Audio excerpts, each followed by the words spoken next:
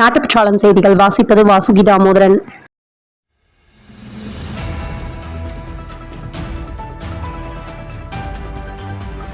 இன்றைய சிந்தனை: காலமும் நேரமும் கூடி வரும்போது எதிர்பார்த்ததும் நடக்கலாம், எதிர்பாராததும் நடக்கலாம்.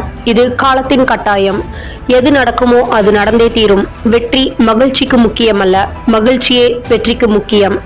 நீங்கள் செய்ததை நீங்களே விரும்பினால் வெற்றி நிச்சயம். கோவை புளியகுளம் வீட்டு வசதி வாரிய அடுக்குமாடி குடியிருப்பில் வசிக்கும் சௌமியா தன் 2 மகன்கள் மற்றும் 5 நாய்களுடன் வசித்து வந்தார். பக்கத்து வீட்டு 5 வயது குழந்தை சௌமியா வீட்டு முன் விளையாடுவதை பொறுக்காமல் நாய்களை ஏவி குழந்தைகளை கடிக்க வைத்தார். குழந்தையின் தந்தை சௌமியாவை கண்டித்த போது தன் மகன்களுடன் சேர்ந்து சண்டை போட்டார். குழந்தையின் தந்தை ராமநாதபுரம் போலீசில் புகார் செய்ததன் பேரில் சௌமியாவை கைது செய்து சிறையில் அடைத்தனர். அவரின் 2 மகன்களுக்கு போலீசார் விசாரணைக்கு ஆஜராக சம்மன் அனுப்பினர். 5 நாய்களையும் ப்ளூ கிராஸ் அதிகாரிகள் பிடித்துச் சென்றனர்.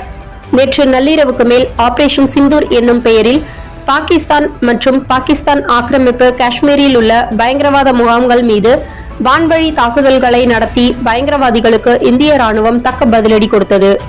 பாகிஸ்தான் பயங்கரவாதிகளுக்கு எதிராக நடைபெற்ற ஆபரேஷன் சிந்தூரில் பங்கேற்று தைரியமும் வீரமும் காண்பித்த நம் இந்திய வீரர்கள் அனைவருக்கும் எங்கள் மனமார்ந்த வணக்கம். விபத்துகளில் காயமடைந்தவர்களுக்கு நாடு முழுவதும் இலவச சிகிச்சை திட்டம். தனியார் மருத்துவமனையில் 1.5 லட்சம் வரை மருத்துவ சிகிச்சை எடுத்துக் கொள்ளலாம் என மத்திய அரசு தகவல். காயமடைந்த முதல் 7 நாட்களுக்குள் இதனை பயன்படுத்திக் கொள்ளலாம். மேலும் 2030ற்குள் சாலை விபத்தில் காயமடைந்து இறப்பவர்களின் எண்ணிக்கையை பாதியாக குறைக்க திட்டம். இந்த திட்டம் செயல்படுத்துவதை கண்காணிக்க 17 பேர் கொண்ட கண்காணிப்பு உயர்மட்ட குழு ஒன்றை மத்திய அரசு அமைத்துள்ளது. மேற்காசியாவில் இஸ்ரேல் பாலஸ்தீன போரை மேலும் நீட்டிக்கவும், காசா முனை மீதான தாக்குதலை தொடரவும் இஸ்ரேல் அமைச்சரவை தங்கள் நாட்டு ராணுவத்திற்கு சமீபத்தில் அனுமதி அளித்தது.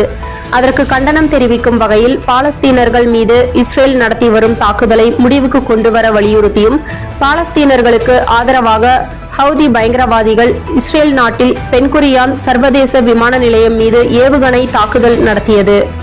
அதற்கு பதிலடி கொடுக்கும் வகையில் இஸ்ரேல் ராணுவம் ஏமன் நாட்டின் மீது விமானங்கள் வாயிலாக நேற்று முன்தினம் குண்டுமழை பொழிந்தது.